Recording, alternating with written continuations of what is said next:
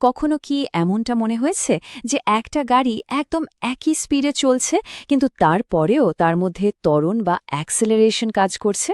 ব্যাপারটা শুনলে একটু অদ্ভুত লাগেই, তাই না? কিন্তু পদার্থবিজ্ঞানের জগতে এটাই সম্ভব।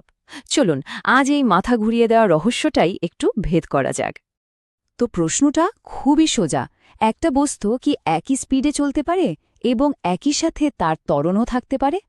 মানে ভাবুন তো, গাড়ির স্পিডোমিটারের কাঁটাটা একদম ৬০-এ স্থির হয়ে আছে, কিন্তু তারপরেও বলা হচ্ছে গাড়িটা অ্যাক্সেলারেট করছে। এটা কিভাবে সম্ভব? এই যে আপাত দৃষ্টিতে একটা অসম্ভব ব্যাপার, এর মধ্যেই কিন্তু আজকের আলোচনার আসল মজাটা লুকিয়ে আছে। ঠিক আছে, চলুন এই বিষয়টাকে একটু ভেঙে দেখা যাক। এই ধাঁধার উত্তর খুঁজে বের করার জন্য আমাদের প্রথমে দুটো শব্দকে খুব ভালোভাবে বুঝতে হবে। আমরা প্রায়শই এই দুটোকে গুলিয়ে ফেলি। একটা হলো দ্রুতি বা স্পিড, আর অন্যটা হলো বেগ বা ভেলোসিটি। এদের মধ্যে যে একটা সূক্ষ্ম কিন্তু খুবই গুরুত্বপূর্ণ পার্থক্য আছে, সেখানেই কিন্তু আসল উত্তরটা লুকিয়ে আছে। প্রথমে আসি দ্রুতির কথায়। দেখুন, দ্রুতি হলো একটা স্কেলার রাশি। এর মানে হলো এর শুধু একটা মান আছে কিন্তু কোনো দিক নেই। যেমন ধরুন, একটা গাড়ির স্পিডোমিটার যা দেখায় ঘন্টায় ৬০ কিলোমিটার, এই সংখ্যাটাই হলো দ্রুতি। গাড়িটা উত্তর দিকে যাচ্ছে না দক্ষিণ দিকে সেটা এখানে একদমই গুরুত্বপূর্ণ নয়। এটা শুধু বলছে যে কতটা দ্রুত চলা হচ্ছে, ব্যাস এটুকুই। অন্যদিকে বেগ হলো একটা ভেক্টর রাশি। এর মানে বেগকে পুরোপুরি বোঝাতে হলে দুটো জিনিসই লাগবে, মান এবং দিক, মানে কতটা দ্রুত এবং কোন দিকে। তাই যখন বলা হয় ঘন্টায় ৬০ কিলোমিটার বেগে উত্তর দিকে, তখন সেটা হয়ে যায় বেগ। একটা দারুণ উপমা হতে পারে, বেগ হলো আসলে দ্রুতি, যার সাথে একটা জিপিএস লাগানো আছে যেটা সবসময় বলে দিচ্ছে কোন দিকে যেতে হবে। এই টেবিলটা দেখলে দ্রুতি আর বেগের পার্থক্যটা এক নজরে পরিষ্কার হয়ে যাবে। দ্রুতি হলো স্কেলার, যার শুধু মান আছে, আর বেগ হলো ভেক্টর, যার মান ও দিক দুটোই আছে। এখন টেবিলের একদম শেষের পয়েন্টটা খেয়াল করুন, এটাই কিন্তু আসল চাবিকাঠি। দ্রুতি কখন বদলায়? যখন শুধু তার মানটা বদলায়। কিন্তু বেগ বদলানোর জন্য অনেক অপশন। বেগের মান বদলালে তো হবেই, কিন্তু যদি শুধু দিকটাও বদলে যায় তাহলেও কিন্তু আমরা বলবো বেগ পরিবর্তন হয়েছে। আর এখানে আমাদের রহস্যের সমাধান লুকিয়ে আছে। সুতরাং মূল বিষয়টা হলো বেগের একটা অবিচ্ছেদ্য অংশ হলো তার দিক। আর শুধু এই দিক পরিবর্তন হওয়াটাই আমাদের ধাঁধাটার সমাধান করে দিতে পারে। চলুন দেখি এটা ঠিক কিভাবে কাজ করে। তাহলে বেগকে পরিবর্তন করার মোট ৩টে উপায় আছে, তাই না? ১ নম্বর, সোজা পথে চলতে চলতে স্পিড বাড়ানো বা কমানো যেতে পারে। ২ নম্বর, একই স্পিডে চলতে চলতে শুধু একটা মোড় নেওয়া যেতে পারে, মানে দিক পরিবর্তন করা। আর ৩ নম্বর, স্পিড এবং দিক দুটোই একসাথে পরিবর্তন করা যেতে পারে। আমাদের আজকের আলোচনার কেন্দ্রবিন্দু হলো এই ২ নম্বর উপায়টা, যেখানে স্পিড একই থাকছে কিন্তু দিকটা বদলে যাচ্ছে। এই ধারণাটাকে বাস্তবে দেখার জন্য বা চোখে কল্পনা করার জন্য সবচাইতে সেরা উদাহরণ হল সুষম বৃত্তাকার গতি। চলুন এই উদাহরণটা ব্যবহার করি পুরো ব্যাপারটা পানির মতো পরিষ্কার করে নেওয়া যাক। সুষম বৃত্তাকার গতি মানে কি? মানে হলো কোনো একটা বস্তু একটা বৃত্তাকার পথে ঘুরছে আর তার দ্রুতি বা স্পিডটা একদম স্থির। ভাবুন তো, একটা নাগরদোলা একই স্পিডে সমানে ঘুরেই চলেছে, তার ঘোড়ার হার কিন্তু বাড়ছেও না আবার কমছেও না। এখন বৃত্তাকার পথে ঘোরার সময় সবচেয়ে মজার ব্যাপার হল বস্তুটার বেগের দিক কিন্তু প্রতিটা মুহূর্তে বদলাচ্ছে। যে কোনো মুহূর্তে তার বেগের দিক হল ওই বিন্দু থেকে যদি একটা সোজা রেখা বা স্পর্শক টানা হয় ঠিক সেই বরাবর। আরও সহজ করে ভাবুন, ঘুরতে থাকা বস্তুটা যদি হঠাৎ করে ছাড়া পেয়ে যেত, তাহলে ওটা যে সোজা পথে উড়ে যেত সেটাই হলো তার ওই মুহূর্তের বেগের দিক।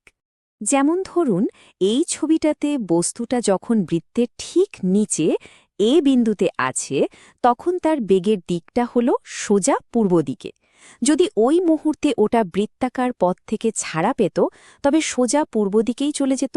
কিন্তু কিছুক্ষণ পর বস্তুটা যখন ঘুরে বৃত্তের ডান দিকে বি বিন্দুতে পৌঁছল, তখন দেখুন কি হল, তার বেগের দিকটা পুরোপুরি পাল্টে গিয়ে সোজা উত্তর দিকে হয়ে গেছে। দেখতেই পাচ্ছেন, স্পিড হয়তো একই আছে কিন্তু দিকটা কিন্তু সম্পূর্ণ বদলে গেছে। আর এটাই চমৎকারভাবে আমাদের মূল পয়েন্টটা প্রমাণ করে দিচ্ছে। যেহেতু বস্তুটার দিক ক্রমাগত পরিবর্তন হচ্ছে, পদার্থবিজ্ঞানের ভাষায় আমরা বলতেই পারি যে তার বেগেরও পরিবর্তন হচ্ছে, যদিও তার দ্রুতি এক বিন্দুও বদলায়নি। ব্যাস, ধাঁধার অর্ধেক সমাধান তো হয়ে গেল। বেশ, আমরা এখন জানি যে বেগ পরিবর্তন হচ্ছে।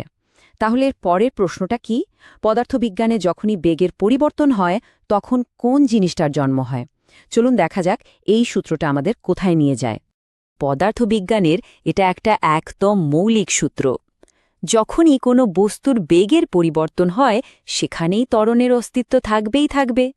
যেহেতু আমাদের বৃত্তাকার গতির ক্ষেত্রে বেগের দিকটা ক্রমাগত বদলাচ্ছে, তার মানে হল বস্তুটার অবশ্যই একটা ত্বরণ আছে। তাহলে আমাদের একদম প্রথম প্রশ্নের উত্তর হল হ্যাঁ, ধ্রুব দ্রুতিতে ত্বরণ সম্ভব। বৃত্তাকার গতির ক্ষেত্রে এই বিশেষ ত্বরণটার একটা সুন্দর নামও আছে, কেন্দ্রমুখী ত্বরণ বা সেন্ট্রিপেটাল অ্যাক্সেলারেশন। এটা তৈরি হয় শুধুমাত্র বেগের দিক পরিবর্তনের কারণে। আর এই ত্বরণের নিজেরও একটা নির্দিষ্ট দিক আছে, সেটা হলো সবসময় বৃত্তের কেন্দ্রের দিকে, মানে ত্বরণটা সবসময় কেন্দ্রকে লক্ষ্য করে কাজ করে। এখন স্যার আইজ্যাক নিউটন আমাদের কি শিখিয়েছেন? তিনি শিখিয়েছেন যেখানেই ত্বরণ আছে সেখানেই একটা বল কাজ করছে। বল ছাড়া ত্বরণ হতেই পারে না। তাহলে এখন প্রশ্ন হল, এই যে কেন্দ্রমুখী ত্বরণ, এটা কোন বলের কারণে ঘটছে? সেই বলটাই হল কেন্দ্রমুখী বল বা সেন্ট্রিপেটাল ফোর্স। এই বলটাই বস্তুটাকে ক্রমাগত কেন্দ্রের দিকে টেনে রাখে আর ওকে সোজা পথে ছিটকে যেতে না দিয়ে বৃত্তাকার পথে ঘুরতে বাধ্য করে। যেমন যখন একটা সুতোয় পাথর বেঁধে ঘোরানো হয়, তখন হাতের যে টানটা সুতোর মাধ্যমে কাজ করে সেটাই হলো সেই কেন্দ্রমুখী বল। বেশ, আমরা তো একটা দারুণ তাত্ত্বিক ধাঁধার সমাধান করলাম, কিন্তু এই ধারণাটা কি শুধু বইয়ের পাতায় সীমাবদ্ধ?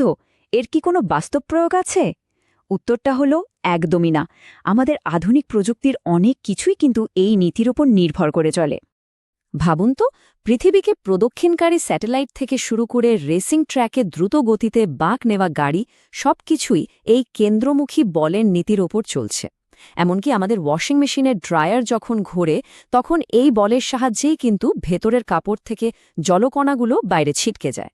বুঝতেই পারছেন, এটা শুধু কোনো ধাঁধা নয়, আমাদের চারপাশের বিশ্বকে চালনা করার একটা মৌলিক নিয়ম। আজকের আলোচনা শেষ করার আগে একটা প্রশ্ন রেখে গেলাম। ভাবুন তো, একটা বস্তু বনবন করে বৃত্তাকার পথে ঘুরছে, আর হঠাৎ করে যে কেন্দ্রমুখী বলটা ওকে ধরে রেখেছিল সেটা উধাও হয়ে গেল। তাহলে বস্তুটা কি হবে? এটা কি সোজা ছিটকে যাবে নাকি অন্য কিছু ঘটবে? আজকের আলোচনার উপর ভিত্তি করে উত্তরটা ভাবা যেতে পারে। পদার্থবিজ্ঞানের আসল সৌন্দর্য তো এখানেই, যা আমাদের চারপাশের জগৎটাকে একদম নতুন করে দেখতে শেখায়।